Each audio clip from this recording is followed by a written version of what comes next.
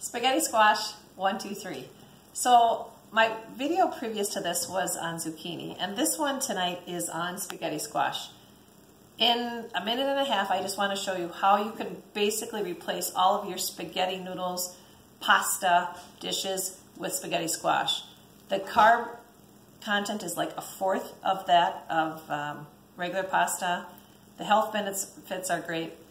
My whole family loves it. It's this simple. So here's a big spaghetti squash here. And I guess what I want to show you is a lot of times it tips and rolls.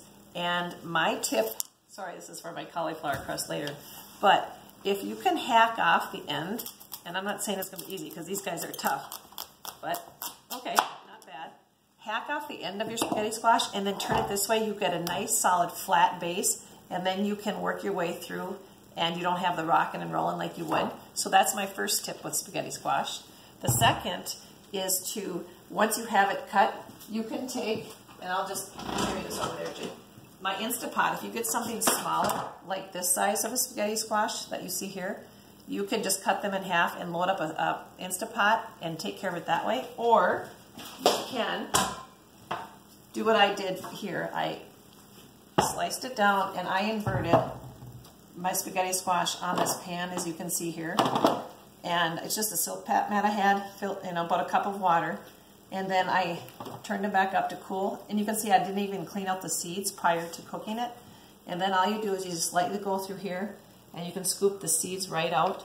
And it's just a real soft, easy lift because sometimes the seeds can be kind of tricky. You can still see the seam. And then it's really just taking your fork and just scraping it along here. And then you can just put it in a pan such as this.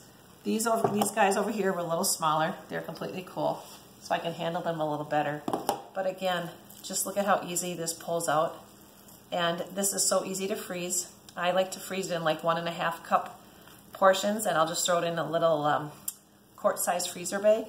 And I just flatten them out and I stack them right in my freezer. So if you have a pasta sauce, chicken that you want to mix in with some pasta, you have your spaghetti squash ready to go. And it's so simple. And there's my timer. I've got something in the oven. So thank you. Spaghetti squash 1, 2, 3.